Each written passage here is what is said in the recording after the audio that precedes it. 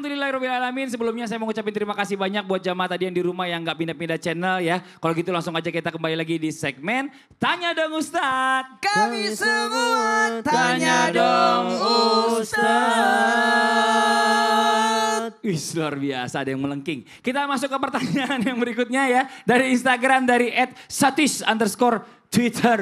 Iya. Assalamualaikum Ustadz Ustazah. Sebelumnya pengen bertanya perihal dosa. Saya pernah dengar di salah satu tausiah katanya kalau dosa itu tetap dosa ya. Walaupun Allah sudah mengampuni, tetap ada pertanggungjawabannya. Apakah itu benar? Tolong diluruskan. Syukron. Dia Habib aja yang jawab, Bib. Tafadhol, Bib. Waalaikumsalam warahmatullahi wabarakatuh. Penanya yang budiman, Masya Allah, ini adalah wujud antum ingin bertanggung jawab terhadap apa yang antum selama ini lakukan di dunia. Dan ingat, dosa yang pernah kita lakukan itu ada haqullah dan juga ada haqqun nas. Kalau haqullah ya mudah-mudahan kita minta kepada Allah Subhanahu wa taala segala pengampunan. Dan ketika kita meminta kepada Allah Subhanahu wa taala pengampunan, jangan juga kita lupa dengan khauf, rasa takut kita kepada Allah. Kalau kita berharap pengampunannya Allah, juga takut bahwa dosa itu nanti kalau nggak diampuni sama Allah gimana? Nah, ini perlu kita antisipasi di dalam hati kita hal-hal tersebut. Dan kemudian haqqun nas nih, dosa yang menyangkut terhadap manusia, madzalim, ada pernah kita melakukan kedoliman terhadap seseorang, ada ngerampas haknya, ada nyolong dan lain sebagainya, harus kita mintain keikhlasannya. Kalau bisa ya ibaratnya dia minta balikin ganti rugi dan lain sebagainya, ya wajib kita ganti rugi. Nah, ini adalah upaya-upaya kita agar minta mudah-mudahan, karena kita nggak menganggap dosa ya udah, enggak. Kita dosa itu kita upayakan, kita minta pengampunannya. Baik pengampunan dari Allah Subhanahu wa taala ataupun pengampunan dari sisi kemanusiaannya. Ya, nah, ini insya Allah bermanfaat bagi Jadi kita. lebih susah itu dosa kepada manusia ya sebenarnya. Kalau dosa sama Allah insya Allah langsung ampunin. Tapi jangan gulangin lagi gitu ya. Dan Taubatan juga nasuha. Jangan merasa aman. Masya Allah. Kadang-kadang kan Dia orang harus udah khauf itu tadi. Iya, kalau kepada manusia kan nggak lupa dia. Gak bisa, harus dia bayar dulu. Mungkin dia sudah maafkan tapi nggak Betul. lupa. hutang aja ditagih gitu. Astagfirullahaladzim. Kita masuk ke pertanyaan yang berikutnya ya dari Instagram hamba Allah nih. Assalamualaikum Ustadz Ustazah. Saya mau bertanya, ketika orang tua saya masih hidup, saya sering beradu argumen atau bertengkar pada ibu saya. Tapi bertengkar berdebat ini sering timbul rasa emosi dalam diri, bahkan bisa saling tidak tegur sapa. Saya sering marah, apalagi sewaktu ibu saya sakit saya sering marah. Karena beliau tidak mau mengikuti anjuran dokter untuk pantang makan dan tidak diperbolehkan untuk dimakan ya. Dan hal-hal lain yang sering buat saya bertengkar dengan ibu saya. Kini ketika ibu saya sudah meninggal dan bapak saya juga meninggal, saya menyesali semua itu. Saya berpikir mendoakan mereka saja rasanya tidak dapat menebus kesalahan saya. Ini Masya Allah ya Allah ya Rabbi. Amalan apa yang harus saya lakukan untuk bisa menebus semua dosa saya? Karena setiap malam saya memimpikan mereka terus ya. Mohon izin dijawab. Saya salut dengan anak ini. Jadi orang dalam artian tidak puas dengan kebaikan, tidak puas dengan pengabdian, tidak puas dengan berbakti kepada orang tua, itu bagus.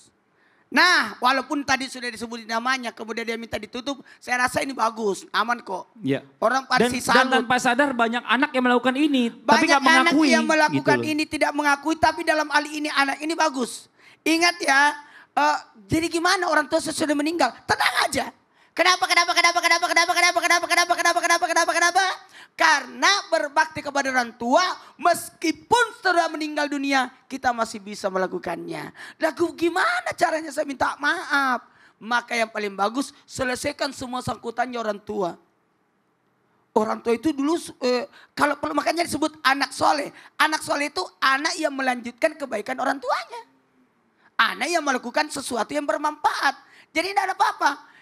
Ayo, bapak aku itu suka sekali dulu. Pergi kasih orang uang. Saya lakukan lagi lah.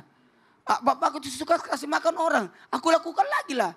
Jadi orang tua itu karena atas apa yang dilakukan anak, orang tua pun dapat. Jangan lupa, hubungkan silaturahmi dan lanjutkan sedekah dengan niat pahala untuk orang tua. Masya Lalu Allah. doakan. Iya. Terima kasih banyak buat yang sudah mengirimkan pertanyaan yang belum dijawab, jangan berkecil hati. Ya insya Allah nanti pertanyaannya kita tampung, dijadikan sebuah tema ataupun anak tema dari Islam itu indah. Nah sekarang waktunya sama-sama kita mendengarkan kesimpulan dari pertemuan kita hari ini. Sekaligus kita berdoa bersama. Mudah-mudahan doa kita hari ini dijabah oleh Allah Subhanahu Wa Taala. Dipimpin guru kita Ustaz Syam. Tafadhol Ustaz Syam. Mohon izin guru-guru. Bismillahirrahmanirrahim. Jamaah yang dimuliakan Allah Subhanahu wa taala, amalan yang kita pelajari dari segmen 1 sampai segmen akhir terlihat adalah amalan yang ringan. Namun ternyata ringan pun itu tidak akan pernah bisa kita lakukan tanpa hidayah dari Allah. Betapa banyak kita belajar tentang amalan yang ringan tapi kadang kita lupa. Seperti menjaga wudhu, apa susahnya berwudhu? Seperti misalnya tersenyum, apa susahnya tersenyum? Mengucapkan amin ketika sholat, memang semua orang mengucapkan amin. Namun kadangkala kita masih luput dan terlupa. Kenapa? Karena mengerjakan amalan itu termasuk daripada hidayah dari Allah Subhanahu wa taala. Menangislah kita ketika kita tidak mampu mengerjakan amalan-amalan ringan tadi. Dosa saya apa ya Allah?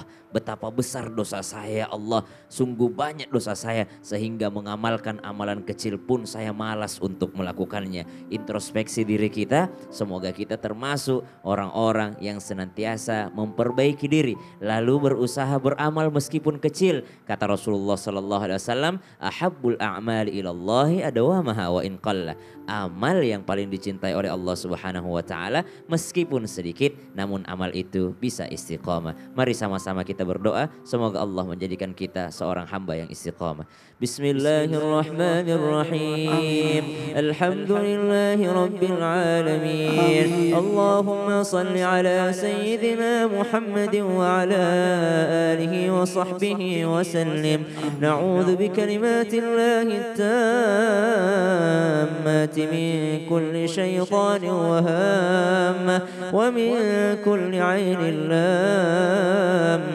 Allahumma ya muqallibal qulub, ya Allah yang maha membolak-balikkan hati, tsabbit qulubana ala dinika wa ala ta'atik. Teguhkan hati kami dalam agamamu dan ketaatan kepadamu ya Allah. Rabbana afrigh alaina sabra, ya Allah tuangkanlah penuhilah hati kami dengan kesabaran. Allahumma ighfir lana dhunubana wa liwalidina warhamhum kama rabbawna shighara.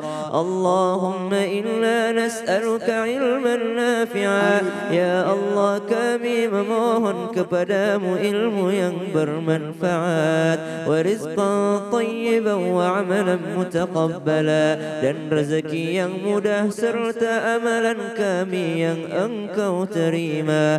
Wa sallallahu ala sayyidina Muhammad walhamdulillahi rabbil alamin. Amin, amin ya rabbal alamin. Masya Allah, alhamdulillah demikianlah perjumpaan kita hari ini. Mudah-mudahan apa yang disampaikan oleh guru-guru kita tadi ini dijadikan ilmu yang bermanfaat untuk kita semuanya. Sekali lagi mohon maaf atas segala kekurangan. Wabillahi taufiq wal hidayah. Wassalamualaikum warahmatullahi wabarakatuh. Waalaikumsalam warahmatullahi wabarakatuh. Udah mulai nggak jelas tuh. Cowok kok ditunggu, cowok tuh dicari. Apa bedanya apa? Cowok kok dicari, dibiayain. Kamu tahu nggak sih kenapa aku pengen jadi pembalap? Kenapa tuh? Aku tuh pengen jadi pembalap supaya bisa ngejar cinta kamu sampai garis finish. Bang, dari tadi saya kira Ariel. Ini namanya pasar wungu.